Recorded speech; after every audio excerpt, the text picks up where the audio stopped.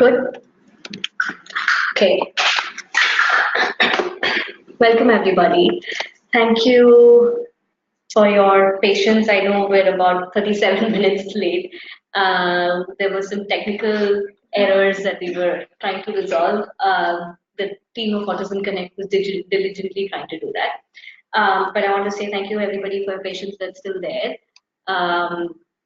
Hopefully, we'll make it interesting and worth your while to hang out. And apologies one more time. So let's talk about autism. I know that this is something that's close to heart for many parents that are dealing with this day in and day out for their children and wanting to get the best for their children. I wanted to thank Autism Connect for giving me this opportunity to talk about autism and to help all of those parents that are wanting to look for resources, education, strategies for helping their children. Let's jump right in. So, autism, the number of children and adults on the autism has been on the rise and has exponentially risen over the last few years. Currently, the statistics is 1 in 59, and this number is rapidly increasing. As far as what that means, these are the children and adults that have challenges in social interaction.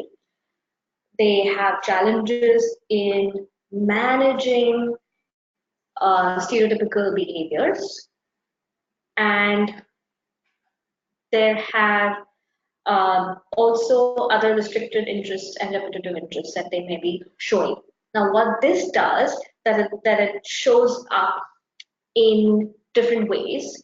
Today, we're going to talk about how it impacts their daily living and how it impacts their academic functioning. One of the things to also keep in mind is that statistics are again all over the place. But of this number, 1 in 59, there have been statistics showing that about a third of these individuals, and the numbers are going as high as about 80% of these individuals, have some form of intellectual disability as well. What that means is, in addition to the challenges that autism itself presents, there are additional learning difficulties and there may be additional cognitive understanding difficulties. Common co-occurrences, some other things that complicate issues are if in addition to autism, there are tics, seizures, attention deficit, or even executive functioning challenges. Seizures and tics are things that require medical attention. Attention deficit is something that, sometimes there is a added attention issue in the sense that it becomes hard to figure if this particular challenge is only because of autism. So if the child is unable to focus and attend to an academic task, is it because it's language related, or are there additional attention challenges by itself? And so the child is more active, is looking to seek movement, is looking to seek more physical activities and more physical involvement. Executive functioning, these are, all of us need to use this day in and day out, and we need to use this for tasks such as planning, organizing. Part of this is the working memory, it's the self-monitoring that we all do, it's the ability to plan, prioritize, filter, and problem solve.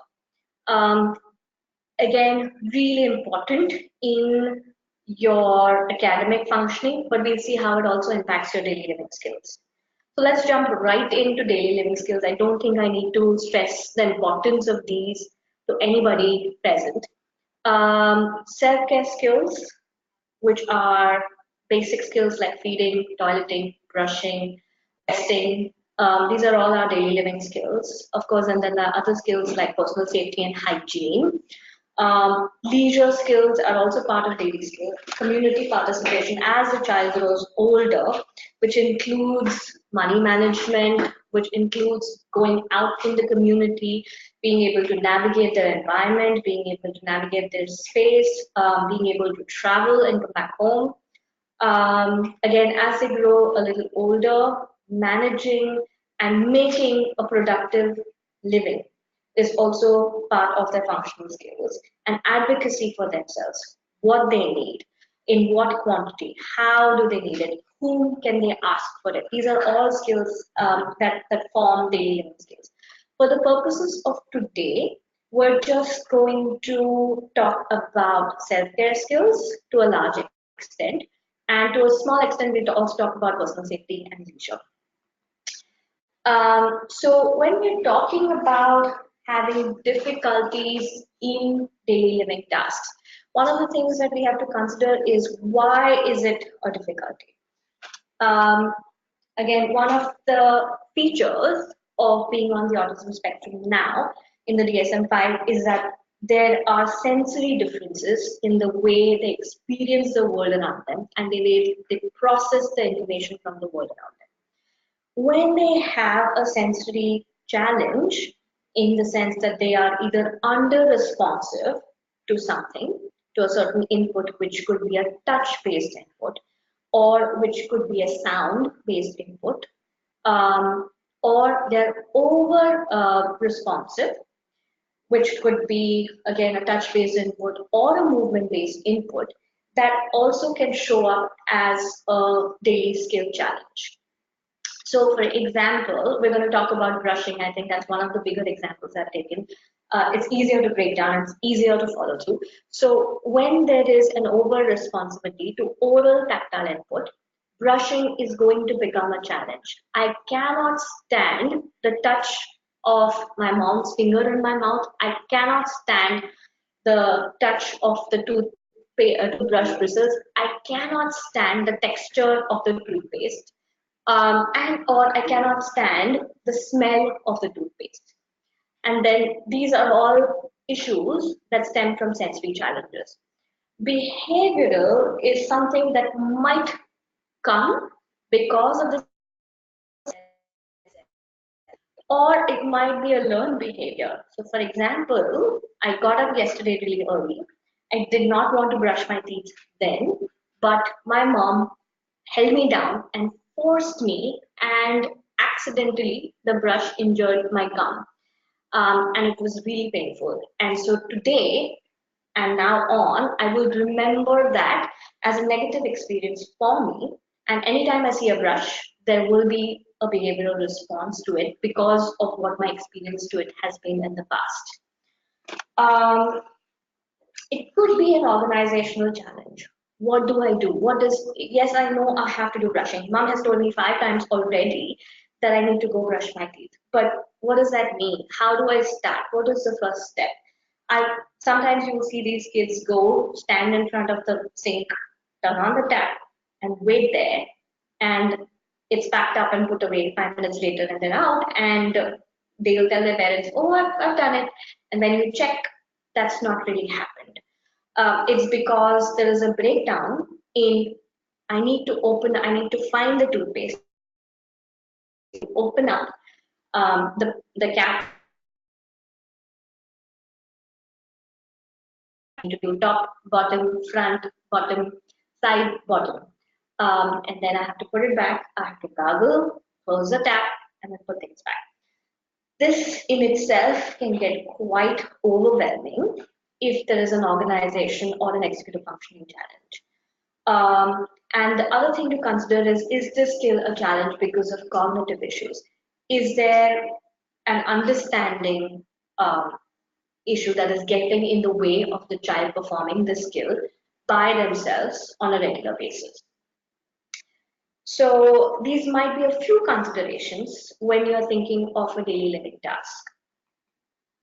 So some of the common ways to teach the daily living skills is break down the task into smaller steps, like how I described it for brushing. An easy way to teach it is to do either forward or backward chaining. Now, backward chaining is something that works beautifully for something like brushing. So in brushing, if we've already broken down the task of brushing, and it's get toothbrush, toothpaste, open the lid, put toothpaste, close lid, so we've already done that. What backward chaining entails is you teach the child the task from the last step. So if the last step is finished, you teach that. The next day, you teach them that I will help you or I will do all of these for you. All you have to do is pick up your napkin and wipe your face. When the child has demonstrated some mastery over that, the next step you will teach to the child is rinsing your mouth. And it goes so on and so forth. One of the things is with this backward chaining is you need to give the child lots and lots and lots of opportunities for practice. I particularly love this method because it sets up the child for success. You may have done the first 5 steps, but when the child does the 6th step and the task is finished right after that, the message that you're giving to the child is you have done the task and you have finished it, which really helps with their sense of confidence. The other method is the forward chaining method. Now, this is obviously, as the name is indicating, it is exactly the opposite of backward chaining, which means that you start teaching a task, which is a daily living task, the first step, and then you do the rest of the steps. So the child is doing the first step, and mom or dad is doing 2, 3, 4, 5, 6. This is a particularly helpful method for things like teaching shoelace time. The way we do shoelace tying is take the 2 shoelaces and do cross turn pull. We try to do it with 2 different colors. And when they're crossing over, when they're in the right direction. So this is a task that really works well with forward chaining. And then the second step is again the cross turn pull, but it's with the bunny ears. Again, I cannot emphasize enough that with all of the daily living tasks, exposure, practice, and repetition are the biggest inputs and the biggest techniques that will work. Another thing that works really well with children on the spectrum, because they are such wonderful visual learners and they're such wonderful gestalt learners. When I say gestalt learners, it means that they process information as a whole, which means when they have an understanding of this is what the whole picture looks like, their brain can accept that information much better and they can give you an output much better. So when you use modeling or video modeling, it is an indirect way of teaching, but they respond so much better to this video modeling where there is no direct pressure. Research is showing that video modeling has worked really well for the daily living tasks and for tasks such as following safety guidelines on the road for teenagers and adolescents. This is a link for video modeling where there's an example again of a child brushing his teeth. I can just click on the link. Right?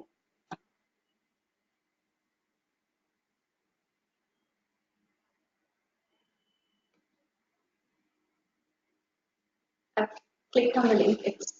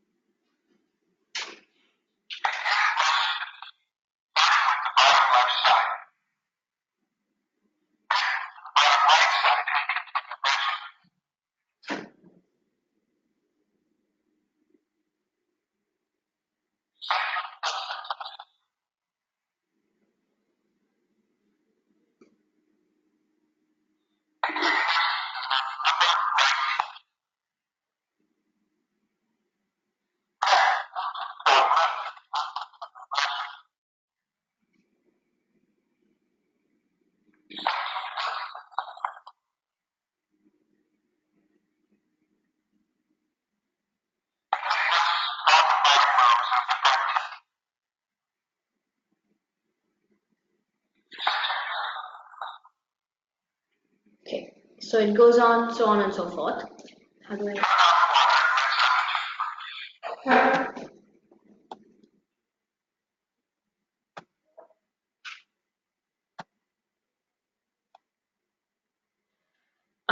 So that was an example of a peer video model, and children really respond to that kind of learning, especially for daily living skills. The other thing that you see at the bottom is a simpler version of the visual teaching that I've indicated earlier already.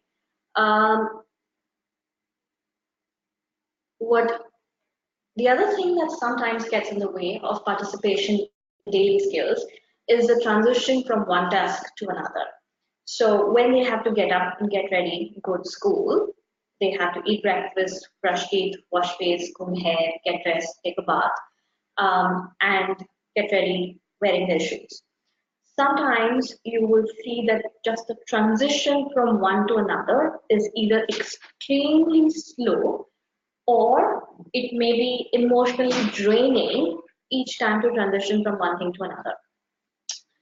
So checklists like this that you see on the screen are a wonderful tool for the child to move along smoothly through the expectations.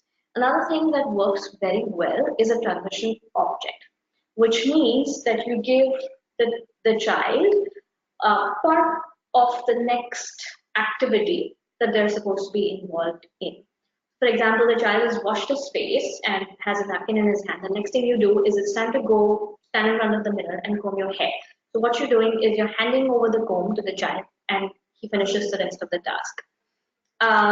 Similarly, if the child is going to go and wear shoes, a transition object that you can hand over to the child is the socks and say, these are your socks, go find your shoes, and it goes on and so forth. It works not only for daily living skills, but transition objects are wonderful even for transition in academics and even for transition through play-based tasks or evening routines. For example, we hear this a lot that the child has gone to the park and has an absolute emotional meltdown because he doesn't want to come back home.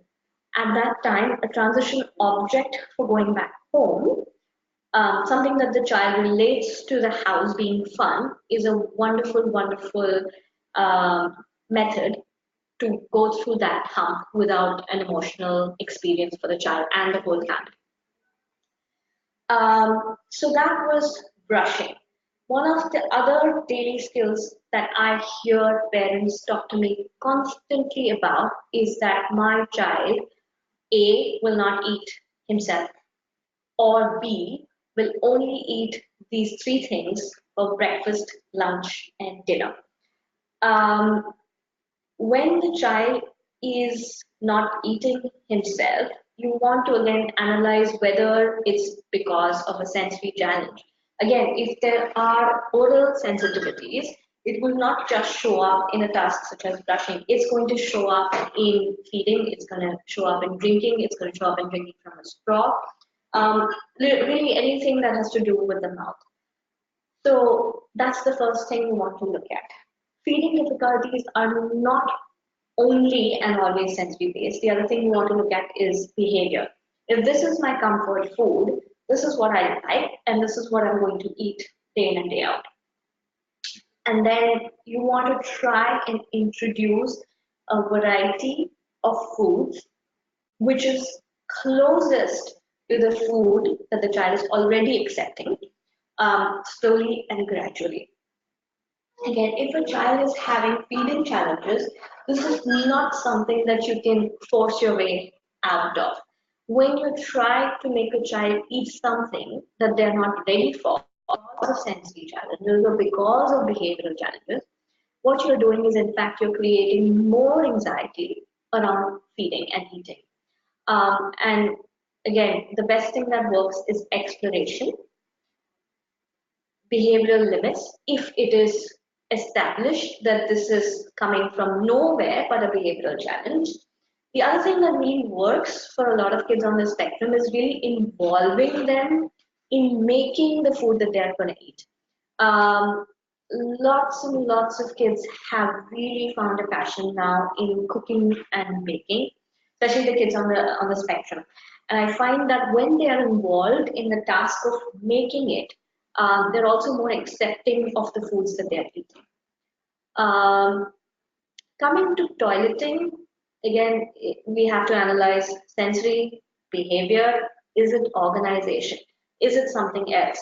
Toileting is also highly influenced by what's going on medically with the kids on the spectrum. So again, a huge connection of stomach issues with children on the spectrum. So we want to figure out if it is a challenge because the child actually has pain or is constipated or has something else going on internally. One of the kids that I had actually hated going to the toilet because he had tactile issues and did not like cleaning himself once he did the job. What we then did is that we introduced gloves, your regular hand gloves. That really seemed to solve the issue. I've also had children that have sensory challenges and find it very hard to manage to sit on the pot because of the depth perception issues that they have. We worked on it again, and different children respond differently, so we worked on it a couple of different ways. One of them being that we give them a stool which gives support for their feet to rest on. And that seems to help with giving them the stability and control and balance that they're looking for when engaged in a toileting task. The other thing that really helps is the visual of that open pot really seems to throw some of them off. So we've covered it with a thin butter paper or tissue paper, and that seems to really take off that visual over responsibility piece out. Dressing is another which works really well as a strategy when you use backward chaining along with the use of visuals. So visuals like this, simple visuals of what comes next and how to do it if peer modeling becomes challenging. This works fabulous along with backward chaining. Now, if it is a pant and a buttoning and zipping is a challenge because of motor issues that go along with being on the spectrum, then you might want to do it the other way and you might actually want to start with forward chaining. But again, each child is different and you might have to speak to the therapist or as a parent, see what's easier and start with that. You don't necessarily always have to have such a cumbersome schedule to go with you or such a cumbersome routine to go with you. What you can also have is simple cards like that you can carry along with you that can go either stapled like this or on a ring that you can show the child when they're doing the task. This one is for hand washing and really works well because it can go wherever you want it to go with you. Coming to personal safety and crossing the road or managing the kitchen safely. Always go gradually with this. The other thing that you want to keep in mind with crossing the road of personal safety based things is teach the rule before you teach the exception. So focus on the rule. If the rule in your country is always look to the right first and then left, then you teach the rule of look to the right and look to the left. Cross the bridge of, oh, but when I travel, it's exactly the opposite. Cross that bridge when you come to that. There's no need to overload and overburden the child by saying that the rule could be different somewhere else when you're first teaching that strategy to the child. Managing the kitchen safely, set firm limits and set them visually of this is okay to touch and do not touch the stove, do not touch the microwave if that's the rule that you've set.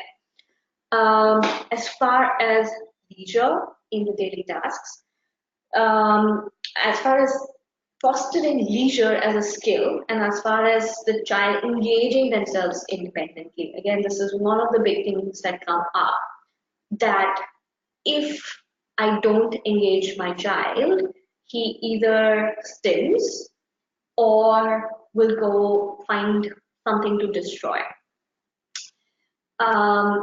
This is a battle that we all have to pick very wisely and know that if this is the battle we're picking, then we might have to understand that engaging a child with an adult constantly present is not always going to happen. So when you're working on leisure skills, there is a time to teach the leisure skills and there is a time to say it's free play time.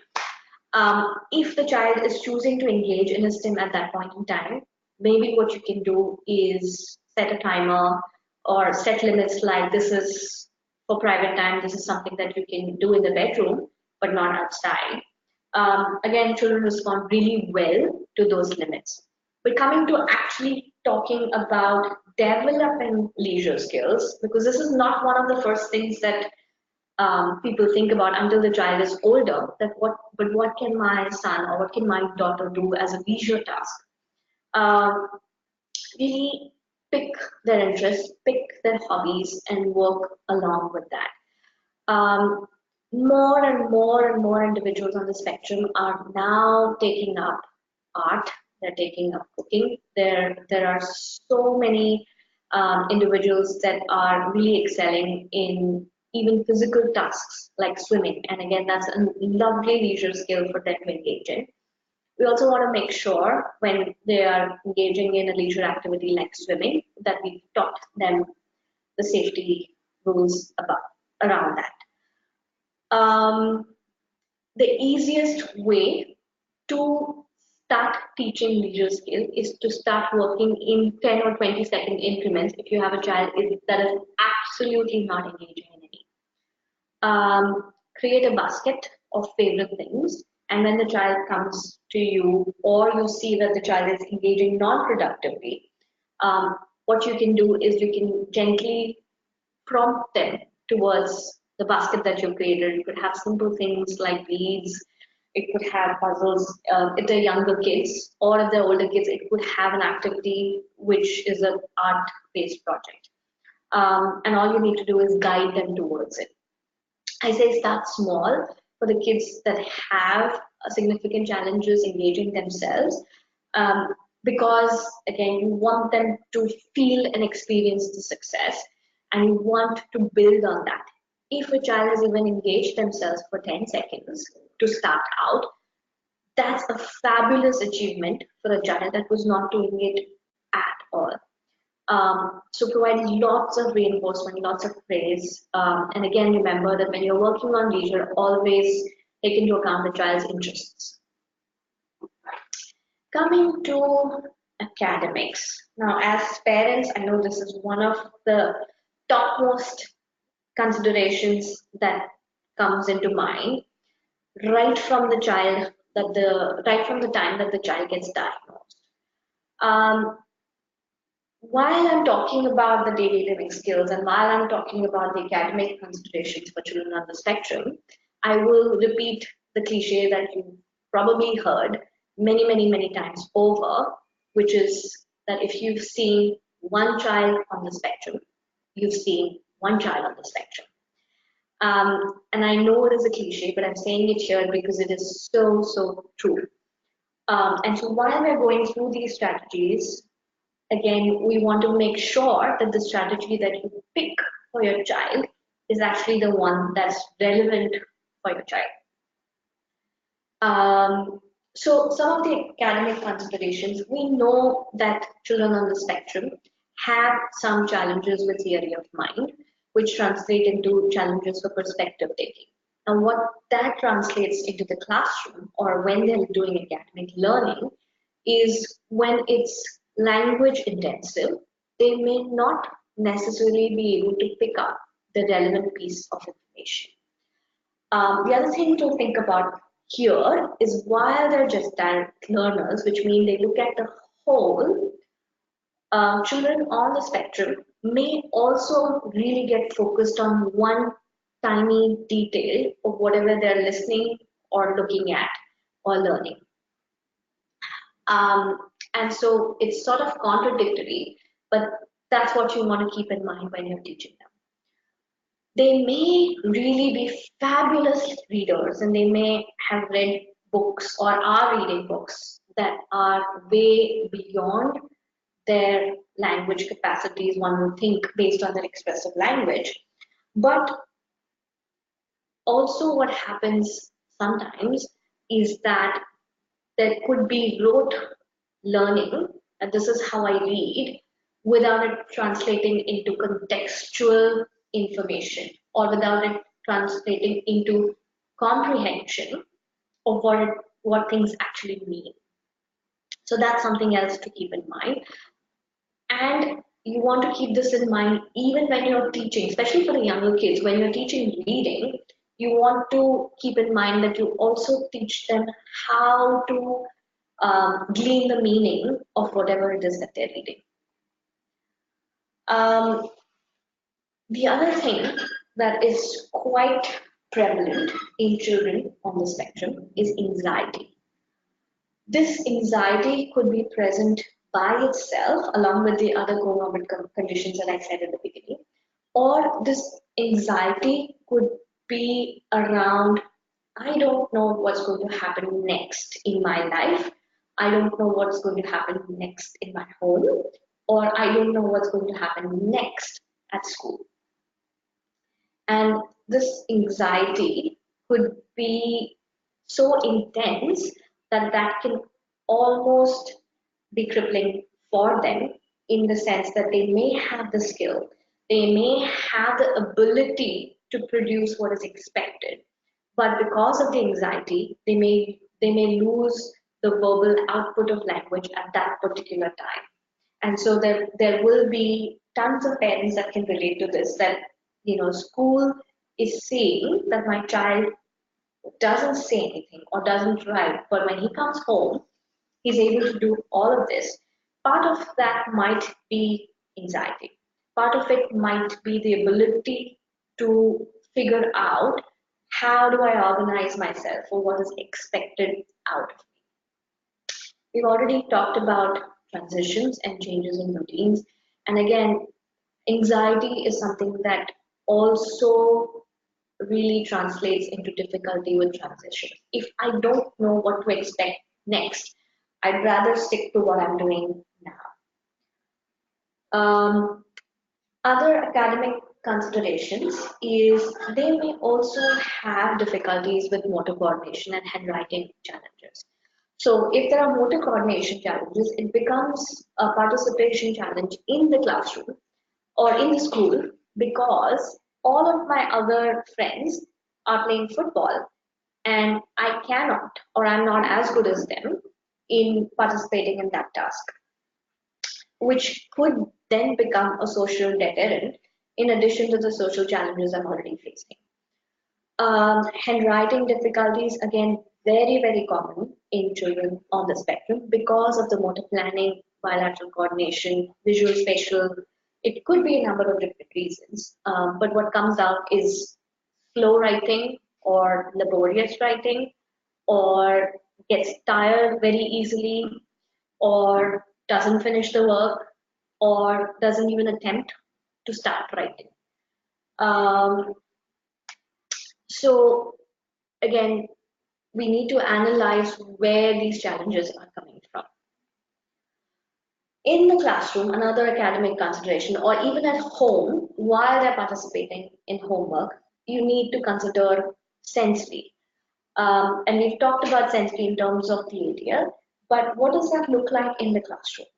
So if there is too much noise from everybody else around in the classroom, then a child that has over responsibility to sound is going to get up and find a corner where it's easier for him to participate. Or a child that has difficulty managing that information is going to start appearing like he's hyperactive, because he's going to move from one thing to another, to another, to another. Or he's going to look opportunities to find proprioceptive input, which is the deep and heavy input, and may do things like lift up the chair just so he gets that information through the muscles and joints so that he can organize himself. But what comes across outwardly, that this child is behaving in a hyperactive manner. There could be sensory differences around touch that lead to similar behaviors, and so on and so forth. It could be different for different children. The other academic consideration, as we have spoken about already, is executive functioning. That is the ability to plan, prioritize, understand what is expected, and do the task from start to finish within the given time. So, some academic strengths that we can really tap on while working with children on the spectrum is that they are fabulous following rules and guidelines. They're fabulous at retaining visual information, and they may have a wonderful, wonderful memory. We've already talked about cognitive disabilities that go along with ASD, where we've said the numbers are showing anywhere between a third of the 59 to 85% of them. But also the other set of kids that are really bright and intelligent and can grasp, retain, and manipulate academic information beautifully.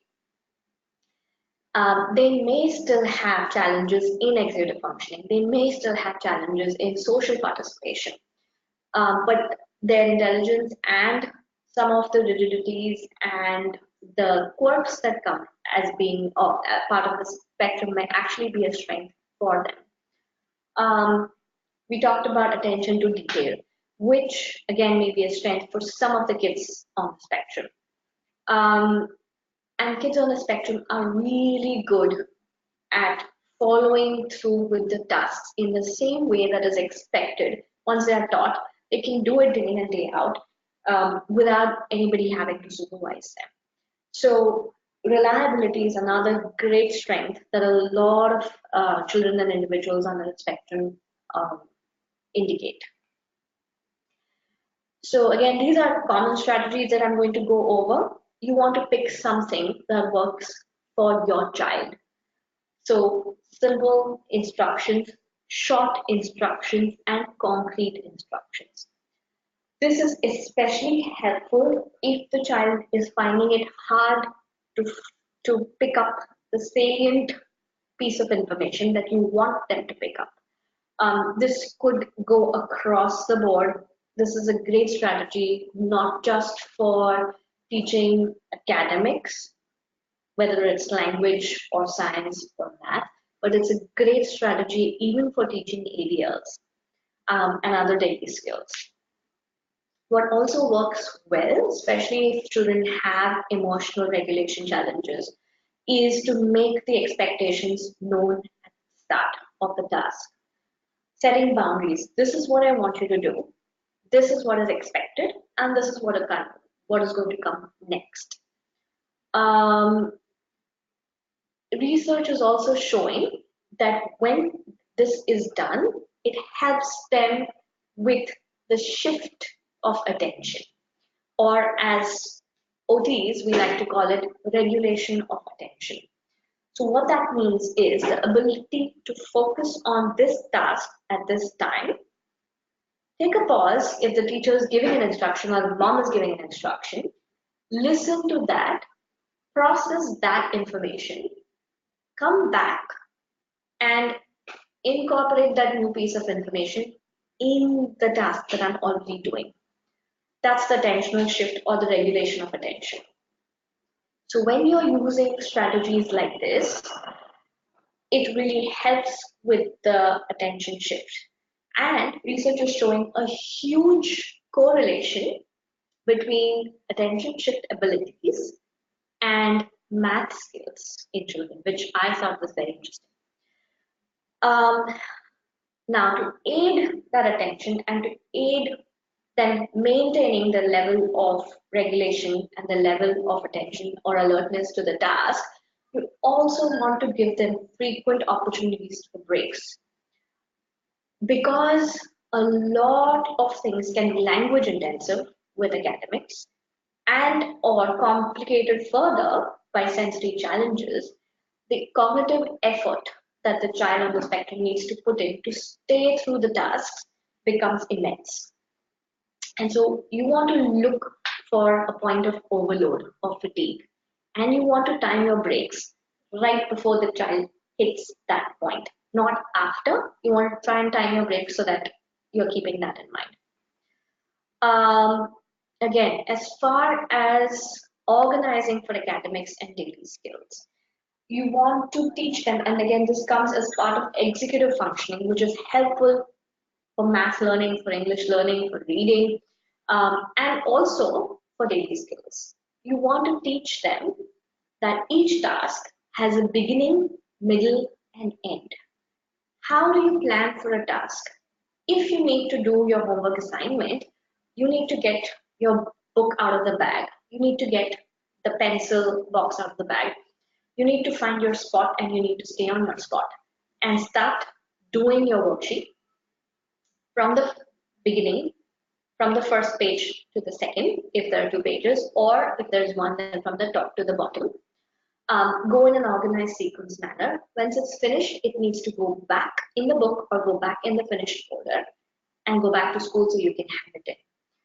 Now, these are many steps of the task, but it's important for the child to learn them, especially for the children that have executive functioning challenges, so that they can then be successful in the classroom. Again, children that have challenges with executive functioning or planning or prioritizing, or even difficulties with working memory. Another thing that works really well is chunking the task into smaller steps, which essentially means, if it's a homework assignment, then breaking down the task so that you are teaching one thing at a time, or the teacher in school is teaching one thing at a time. When the child is coming home, you're chunking it down. So today we're doing 2 of those problems. Tomorrow we do the next 2. Day after we do the last 2. And again, when teaching, similar chunking, if it's a larger concept, teaching a part of the concept at a time and then the next part really helps in understanding the information and really helps in processing that information and really helps in retaining the learning. Similar to what we've talked about in our daily living skills, what really helps is providing a structure with the use of timers. Again, time management and the understanding of time, meaning I need to begin now, I have 5 minutes to do this, and so I need to do A, B, and C before the time runs out, is a concept that is missing in a lot of kids on the spectrum. We automatically assume sometimes for the kids that are higher functioning is that if they are so intelligent, we don't need to pay attention to them because they are capable of doing all of this. But a lot of times, children that are that intelligent may still not have the organizing capacities to plan a task within the time. So you want to teach them the use of timers. You want to teach them the concept of time. How long is a minute? How long is 5 minutes? And again, this is something, because it's not happening naturally, you may really have to spend time teaching how to understand it. What you're seeing next is again an example of a structure through the day, which can be a structure in school. This can be a structure at home. It gives a fabulous breakdown of what do I need. So planning for materials, organizing for materials. What is my duty? What do I need to do first? What do I need to do next? Again, kids with working memory challenges, this is fabulous. And then you're giving them what the expectation is and for how long does it need to happen. This is another example which is much more detailed, and it's including not only academic functioning but things around academic functioning, which are, did I follow the instructions today? Am I remembering to check my schedule? Did I work where I was expected to work? Did I clean up? So again, for some of the older kids that are familiar with this, this is the next step to move on to sometimes. For some of the younger kids, it might have to be as simple as this. All you're doing is first we do one peg puzzle because this is going to help you with your fine motor skills, which is then going to help you with your writing. And I'm talking about preschool or younger. And then it's time for bubbles. This could also be at home for an academic-based task. Again, for younger kids that need smaller chunks of work to be done. Another area that comes up is my child can do this, but won't do this. And intrinsically, the issue is identified as a motivation issue. We need to remember that it may not necessarily be a motivation issue. Again, we need to look at, is there a sensory component to this?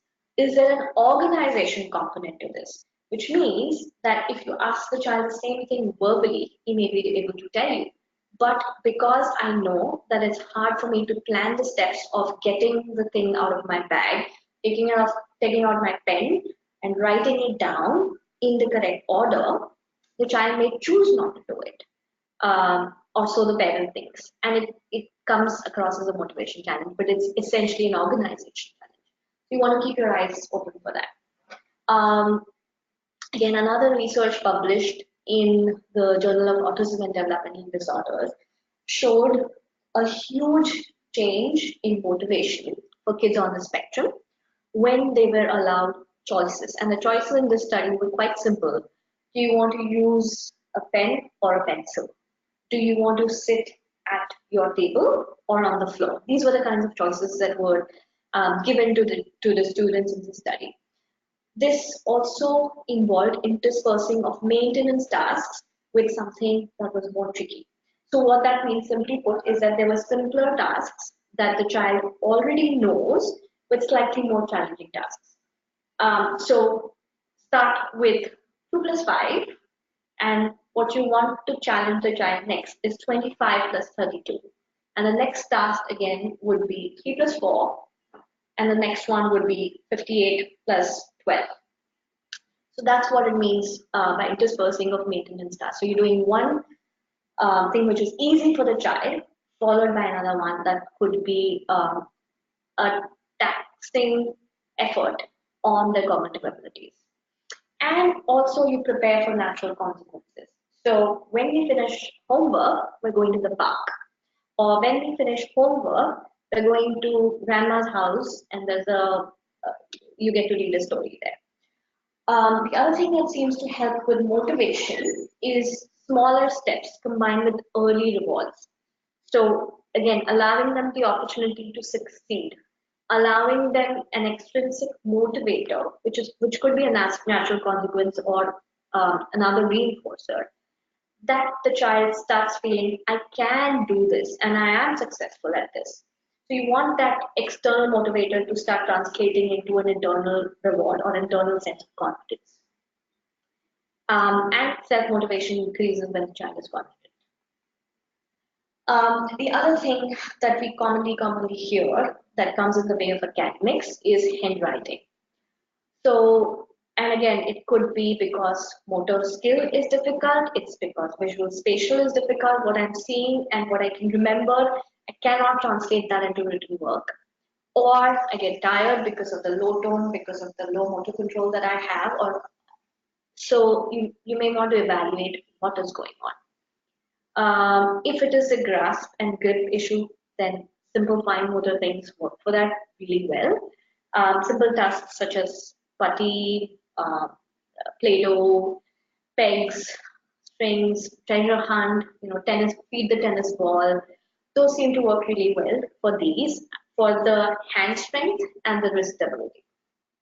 If it is a visual perceptual or a visual memory challenge, several multisensory handwriting programs like Handwriting Without Tears are phenomenally effective in teaching handwriting. The other thing sometimes for older kids is to provide accommodations like pencil grips or a slant board, or working with the school to simplify the written work that they're doing. So instead of writing all the questions and all the answers that the child is supposed to copy from the board, what can be done is all the written work is given to the child with blanks or spaces that the child can fill in with relevant pieces of information. This also helps with the first thing that we talked about, that the child is missing what's important. And so this sort of highlights what to focus on as well, while taking off the cognitive effort and while taking off the physical effort. The other thing that really works again for sometimes for older kids is in partnership with the school, and if writing is a huge challenge, is a text to speech and a speech to text programs. And there's several available which are free or next to nothing. Like the Google Read and Write or the Clicker 7 are wonderful ways that allow the child to show the information and show the knowledge that they already have. One of the things that I cannot emphasize enough when we are working on these skills, whether they're daily skills and especially if they are academics, is please always partner with the schools so that they can then give the same accommodations, the same strategies within the classroom. I'm hoping there are some school admin people here, and also the importance of teams and importance of getting the feedback from therapists, from the pediatricians, from the parents, and of course from the school counselors, psychologists. It really works well when there is a team involved in finding the right accommodations for the kids. So takeaways, organizational skills, really helpful in teaching not just daily tasks but also academics. Visuals, break it down, help them understand it step by step. Keep the instructions small, simple, and work in small, successful increments. Go gradually. Um, the other thing for both academics as well as for daily skills is allow them opportunities for practice and repetition. The more the ability to succeed, the more the confidence, and the more the motivation to do more of these. Thank you. And we have time for questions.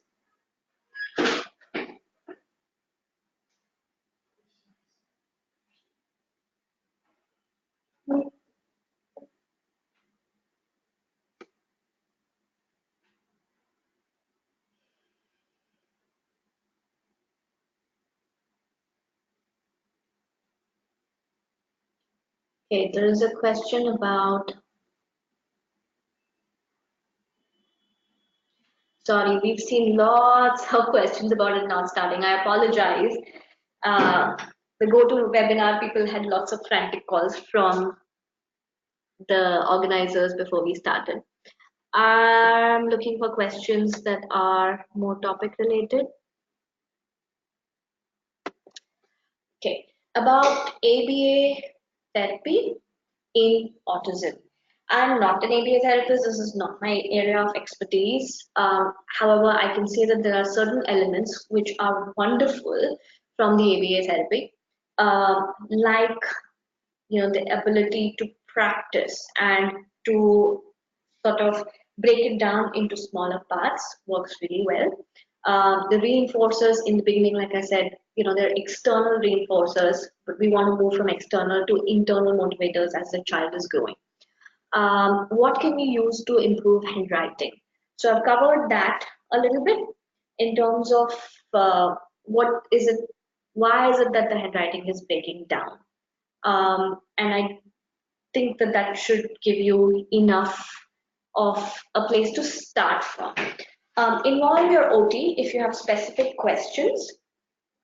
But again, there could be different reasons why handwriting is a challenge, and we want to know the reason before we can work on improving it. How do you teach time? So there are several ways to do that. One of the ways is simply starting to use a time timer, which I really love, which has the red circle that starts disappearing as the time is decreasing. That seems to help. There are several other timers online that are fabulous for kids, because with that on the cell phone, and there are several apps that you can download. So as the time runs out, there's a figure that appears, which is an animal or a cartoon, and that really seems to motivate kids that if you finish this within this time, your Mickey Mouse is going to come jump out of the screen. That really seems to help. What you also want to start working on, if the child is older and you're teaching them time, is the understanding of how long do you think a minute is? And when you're doing this worksheet, how long do you think it's going to take you to do this? And when the child has given you an answer, sort of helping him compare with, this is how long you thought it was going to be, and this is how long it actually is. Start with simple 30-second, 45-second tasks. You don't want to give them, while teaching time, you don't want to give them 5-minute increments, 10-minute increments of tasks. So start with 10, 15, 30 seconds, and they really seem to respond to that. How to handle the anger of kids on the spectrum? That is a wonderful question again, and really close to my heart and the work that we do here at Reach Therapy. So we use several programs that work on self-regulation. One of them is the How Does Your Engine Run, or the Alert program, and the other one is the Zones of Regulation program. And we use it depending on the age of the child and depending on the cognitive capacities of the child also. So these are the programs which talk about the children understanding their own feelings and emotions, and the understanding that when I am feeling something, I'm going to have a certain response to it.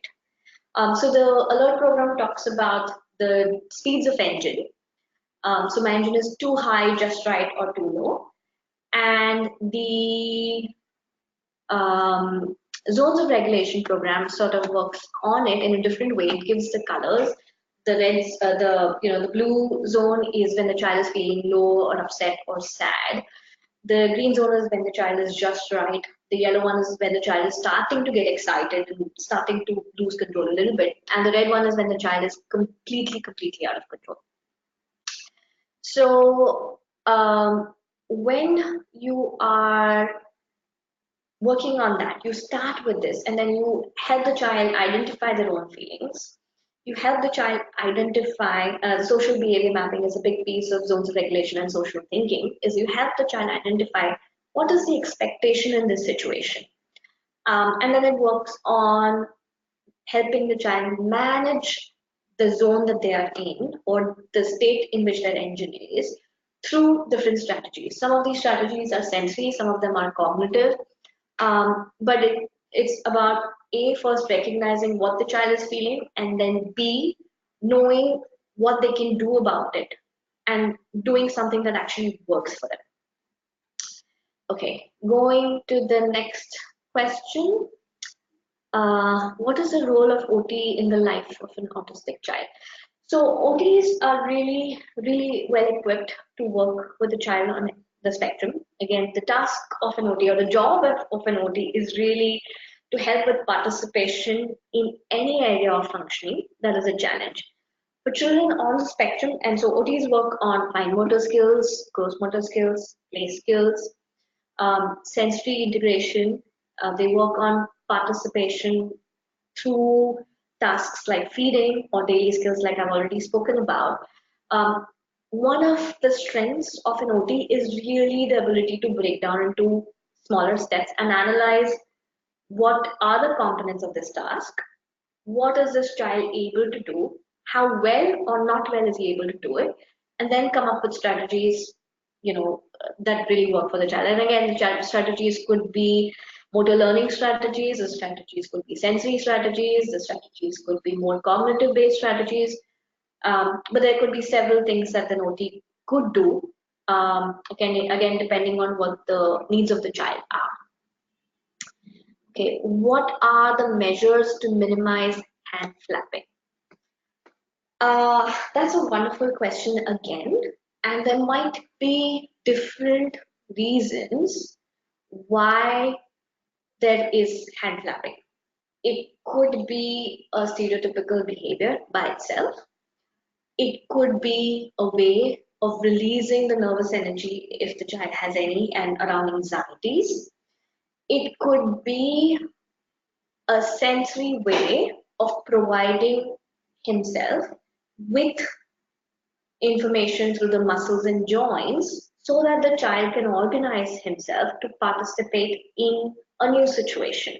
So for example, the hand clapping has gone up when you've taken him out to a birthday party, or the hand clapping has gone up when the child has gone to a mall, or the hand clapping has gone up when there is a new academic concept which has been taught.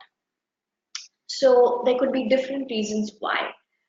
If you can identify a reason why, you can then help minimize hand clapping.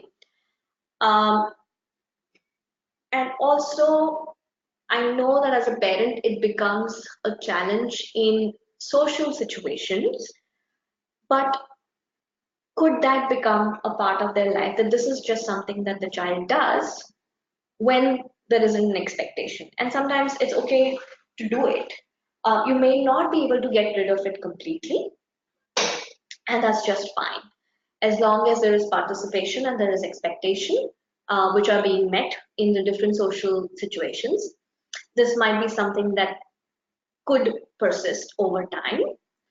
And again, you just have to look at the reasons why it's happening. How to cater to the day-to-day tasks of an ASD persons. Once reaching 21 years of age or more, as changes are seen in child at this age. How to reinforce. When and when you're talking about 21 years, that's an adult. Again, you know, when you are teaching a child of that age, or when you're teaching an adult of that age to make a change in behavior or to make a change in a habit that a person has learned for 21 years, one of the things that you should expect that it's probably going to go a little slower than what would have happened if the child was 2 years old or 3 years old. Having said that, it is still very, very possible to teach these skills. At our center right now, we have a 32-year-old who we are working on with these skills. How to reinforce, use activities, things of interest, use motivators. I don't know the exact social cognitive abilities of this 21-year-old, but what you want to consider is, again, providing visual structures. What you want to consider is what are the reinforcers that either natural or extrinsic that you can give to this adult when the task is done. Also, what you want to remember is breaking and changing habit takes time. And it can be really disheartening sometimes when things go very slow. But at this age, things are going to take time because it's not just about teaching a new skill, it's about unlearning that mom or dad is going to do this for me and I need to do this for myself. And then learning how do I do this for myself. So lots of visuals if you need to use the token system of I am working for and then teach that. Backward chaining, forward chaining.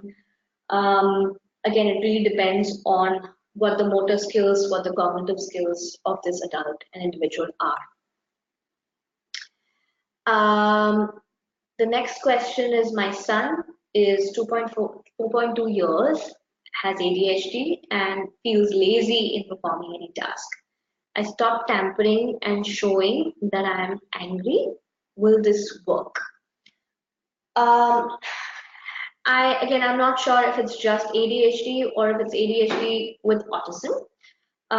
Because if it is ADHD with autism, there might be, I'm not sure what the social understanding of your child is.